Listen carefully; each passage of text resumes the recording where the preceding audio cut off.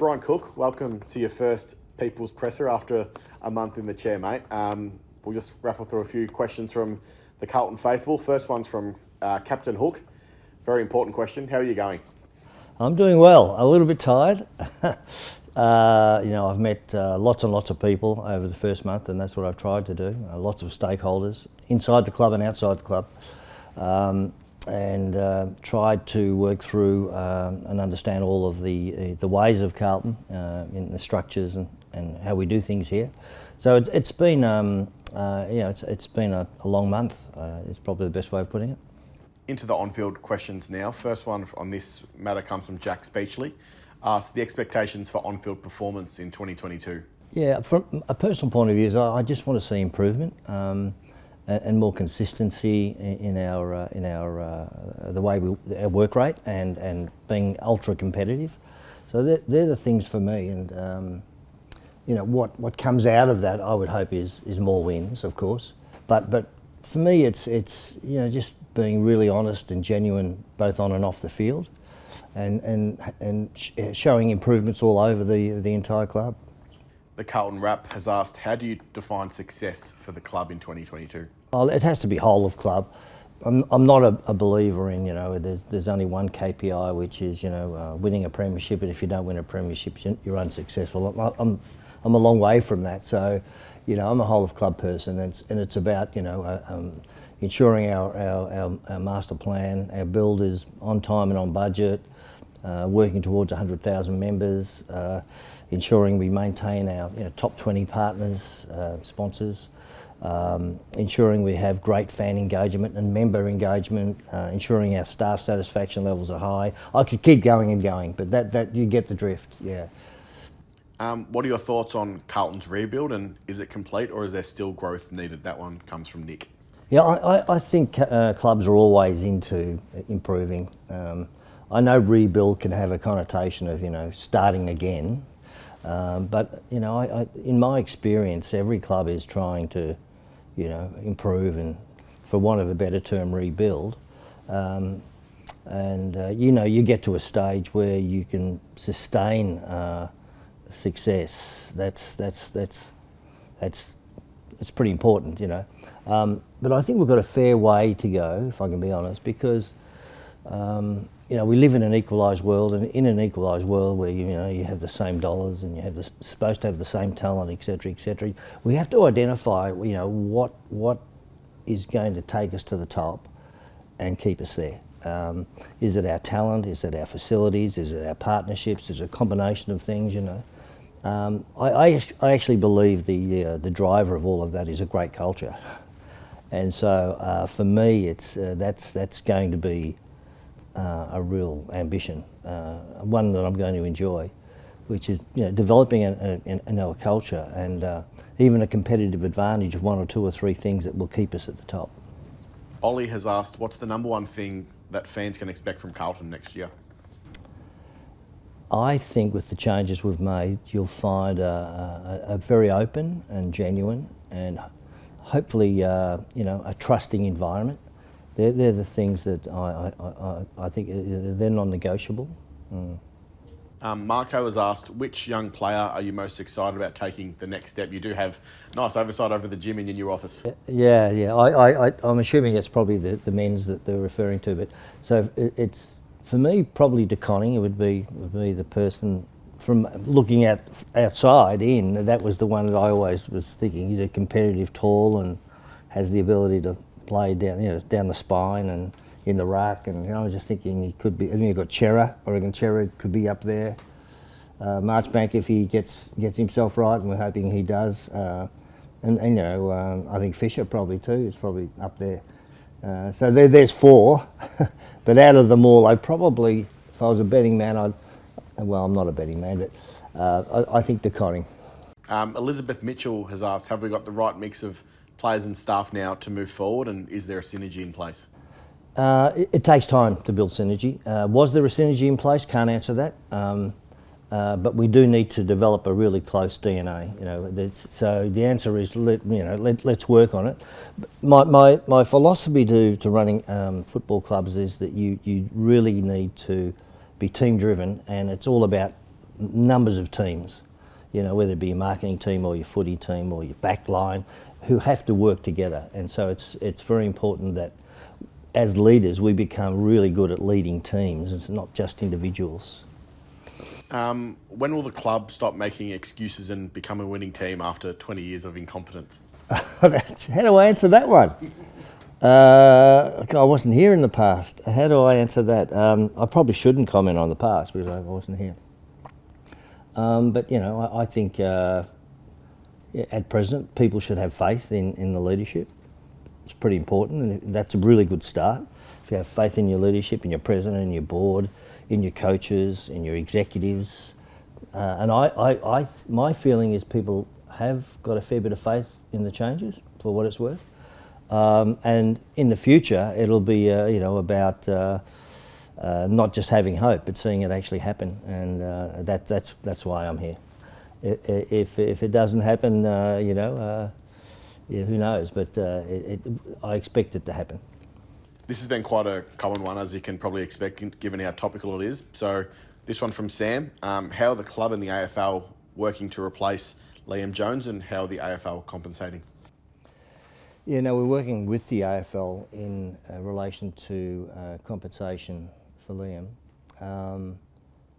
Suffice to say that there is a possibility of other clubs doing the same thing. So the AFL are probably being somewhat conservative about how they compensate, for want of a better term. And we're basically in discussions now in terms of what that might look like in the future. In terms of your leadership and your new role, mate, we'll move on to this set of questions now. Darren Symes has asked, what was the reason for wanting to come to Carlton, and having been at a successful club like Geelong, what do you want to put in place here? It was probably an opportunity for me to, not retire, or go into semi-retirement, and also to, just think about the 32 years I've been as a CEO and all the things I've learnt and the experiences I've had, and being able to use all of that in this last gig. So putting all those experience and skills into this last contract here, and changing the club in a way where it can become successful for a long period of time. In your role, what is one thing that is a non-negotiable? And that one comes from Zach. Core values are non-negotiable, and your club's purpose should be non-negotiable. Sometimes within the purpose statement there are bits of that statement that become more important than others, particularly if you've got a long purpose, but it shouldn't be too negotiable. The thing that is not negotiable is your core values of the footy club and your personal values, and they should align. What short and long-term goals do you have for the Carlton Football Club? Oh well, long-term goals ideally is a premiership. Can I just up front? Long-term goals. Short-term goals, it's achieving some solid targets along the way, whether that's making finals or whether it's 100,000 members. So what I'm really saying is putting a business plan into place and then achieving it. That's really it. Samuel Carlton has asked, what are the biggest differences, first up, from your time at the Cats compared to now being here?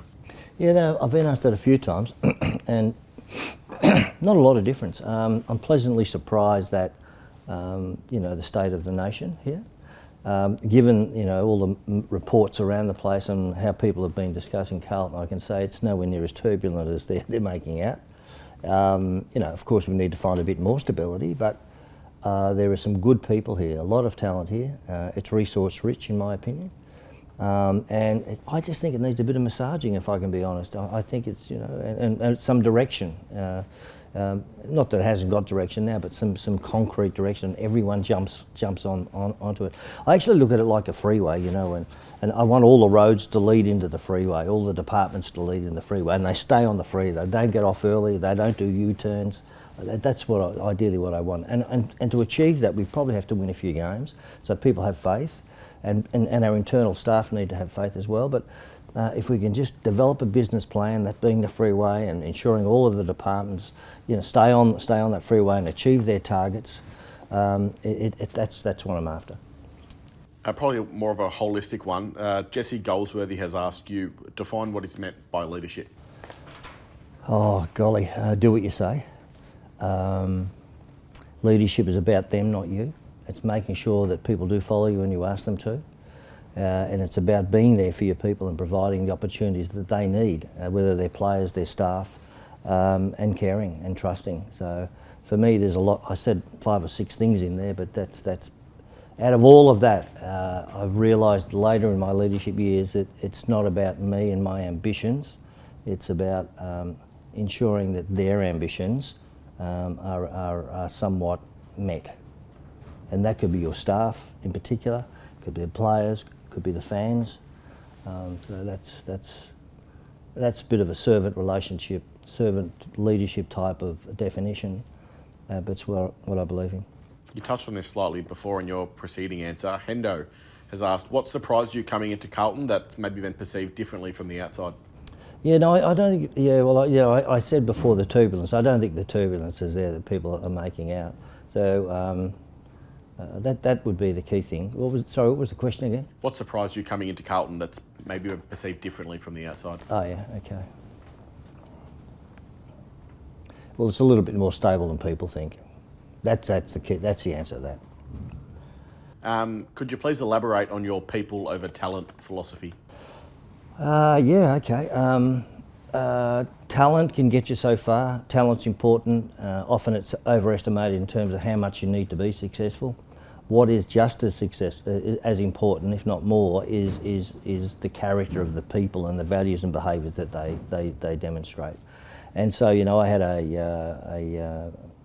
a mentor for many years called Frank Costa, who had a character-first program in his own company, and when you walked into his reception, you had a sign up there which said character first, talent second. And so it revolves around just not falling in love with talent too quickly. It revolves around falling in love with character very quickly. But it finds its way into football clubs by way of who you employ. And you make sure you employ the right people initially, and they have to have good character and ideally in alignment and consistent with the club values. Paul has asked, this is a 2-part question, what's the biggest strength of the football club and what's the biggest area of improvement at the football club? Yeah, I think probably the football club's resources and its people, and I think its weakness, as I see it, is it's not totally committed to the plan or its values. Probably would be how I well, they're not owned. A better way we're saying it's not necessarily owned,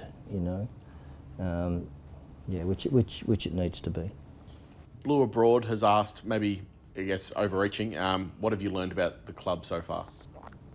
Oh, I think it's it's talent rich. It's got good resources around the place. It's a nice club, in terms of how people treat you. It's a welcoming club. It's diverse in its member base. It probably needs more diversity in other areas, like a lot of AFL clubs at the moment. We're going through that journey, but that would be the things that stand out for me. You mentioned culture before. Debbie has asked, what steps are you taking to ensure that the culture in our club is one that is both respected and admired? Yeah, look, I think it's going to take a little bit of time in terms of where I want it to get to and what I want to do.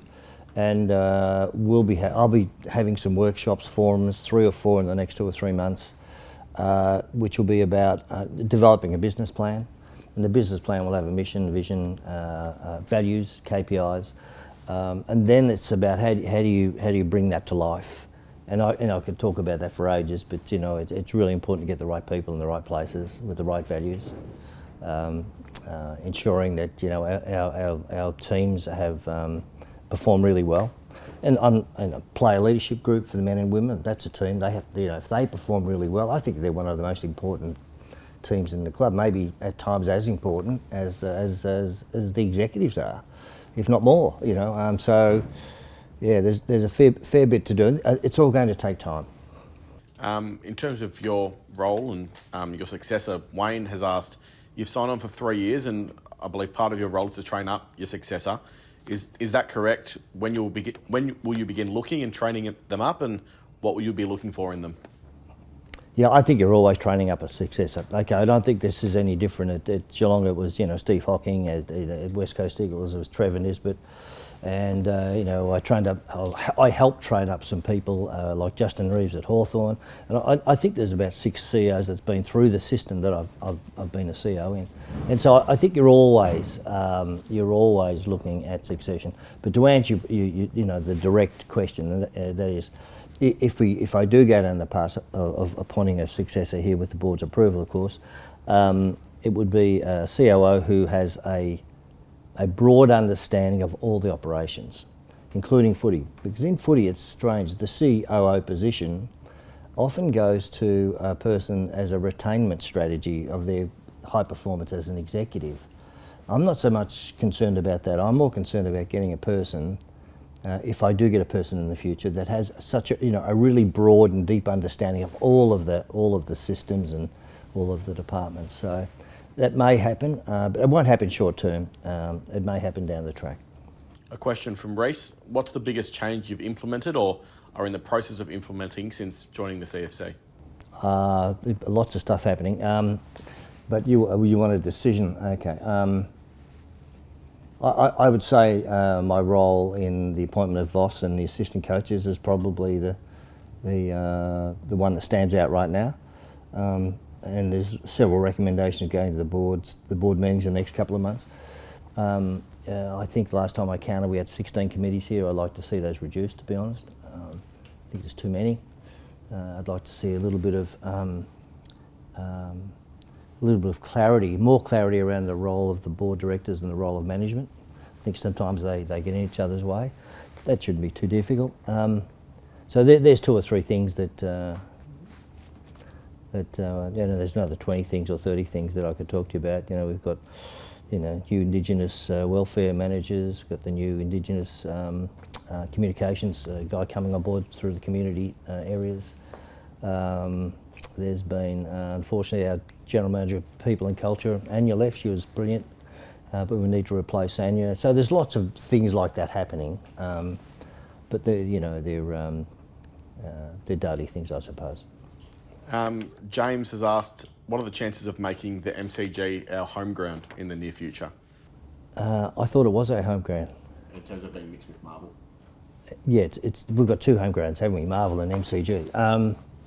I think that maybe all home games at the MCG? Oh, okay, right, okay. Yeah, I don't think that'd happen. It might be a positive thing, but let's talk realistic here for a minute. The AFL own Marvel and rely heavily on clubs playing there for their own resources. The club have an agreement at Marvel, which they entered into quite freely and openly some time ago. So I think that we will continue to have 2 home venues. It might be useful to think of it in a way where we play maybe more home games at the MCG in comparison. I think that's a possibility, but playing all of them in the MCG, not in the short term because of the AFL's position. And remember, they set the fixtures. We don't sit with the AFL and do we don't share in a collaborative way how the fixtures are developed. That's their role. This is quite a common one, not so much the first bit, but definitely the second bit. Can you build an underground car park at Icon Park and get AFL home games back to Carlton after your success in the Geelong ground upgrade? No. No, I don't think that's on our agenda. And why? Let me be. I don't want to be rude. Because we have a vision of having an average home ground attendance anywhere between 45 and 55. And so that's why the MCG makes a bit of sense. And because of the current redevelopments here, our max capacity here now, if we did redo the other part of the ground, it would cost something, in my opinion, like 300 or 400 million anyway. Where are you going to get the money from? And it will only take about 30,000, which would reduce our match receipts by millions. And so, just from a commercial point of view, it makes it really hard. From a historical memorabilia, sentimental point of view. I can understand why people love to go back to the ground, the tribal stuff and all that, but it's not going to happen. Touching on the master plan, probably the appropriate segue. Deb has asked, when will we be able to tour the club and see all the renovations firsthand? Okay, right. Look, redevelopments are difficult because it's basically a work zone, a safe zone, until it's completed, which is another year away, isn't it? Something like that. And so I would say when it's completed, we'll be able to do that, and we will be looking forward to doing that and providing tours for members, and showing off what I think will be, from what I've seen, it will be a brilliant redevelopment. It incorporates a museum, our players' facilities, administration facilities, a function room at the top. It's an indoor training facility. It takes up nearly half the ground, so it's going to be brilliant. Liam has asked, when will supporters be able to watch training again? Because obviously it's been far too long between drinks. Yeah, look, it's hard to work out what's going to happen with the COVID rules and regs for us. Even with the relaxation today of the rules, there's been no relaxation within our own club, and that the players remain protected and they live away from the rest of the organisation. So we have to just work through this. But the best way for me to answer that is to say, whenever we can do it, we will do it. Just a few other questions to wrap things up. Holly has asked quite a common question as well. How's Sam Doherty doing? I spoke to Sam on the weekend, and he'd just completed his last treatments, and was chaffing at the bit to start rehabbing, from a football point of view, and recovering. And he's just so dogged, isn't he, and so determined. Admittedly, it was the first time I'd spoken to him, and I was so impressed with his manner and his determination. So whatever he says you're going to do, I can assure you there's a big chance of it happening. Your opinion of all the entire player group shaving their heads for him as well? I think it was fantastic.